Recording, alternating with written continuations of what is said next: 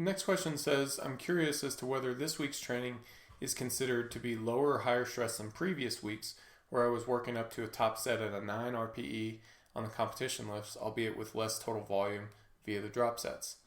I'm trying to be a student of the sport here. Good question, actually. So I took a look at your training, and you're right. In previous weeks, you would work up to a 9 RPE and then have maybe one drop-off set typically. And this week, we've got you working up to an 8 RPE with multiple drop sets.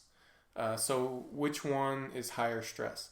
Well, it turns out in terms of each of those one particular exercise slots, they're about the same total stress.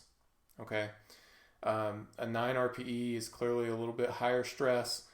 So with an 8 RPE, that affords you the opportunity to do a little bit more volume. So they're about equivalent stress-wise if you just compare one exercise to the other.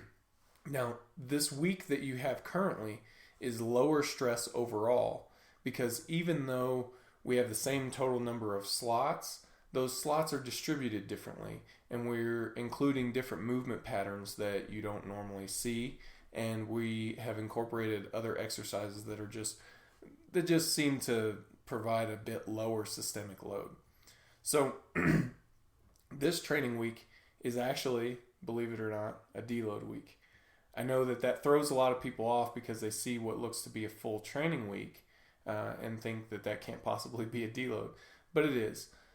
The competition lifts are still trained because we want to provide some sort of stimulus to maintain your strength, maintain your technique, and even develop it a little bit if that's a way that your lifts are interested in going. So where the deload comes into play is we do less of the assistance and supplemental work.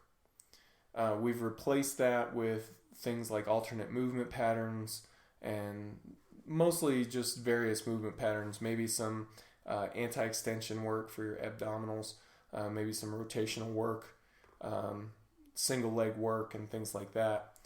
We're still training the muscles, we're training in a way that's relevant to powerlifting, but the idea here is that it's less overall volume in those same old movement patterns. So you're giving those movement patterns a chance to restore a bit more and maybe resensitize a bit, but there's very little of that you can do in a single week. The other piece of it is the addition of these other alternate movement pattern exercises. These movement patterns don't get trained as much as we would like, and I know full well that the GPP work gets neglected a lot. I know it does for my training, and I know it does for your training as well, for most of you. So having these dedicated weeks, these dedicated sessions where this stuff is a higher priority, it makes sure that you can get some of that stuff in.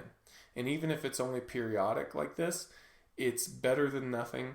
And the idea is that it helps us to be durable and helps us to prevent injuries in a longer time span. And as we've talked about consistently on here, if you can prevent some injuries, if you can make sure that you're staying healthy and able to train, able to stay in the fight, then you will improve more over a long period of time. And that's how winning is done, basically.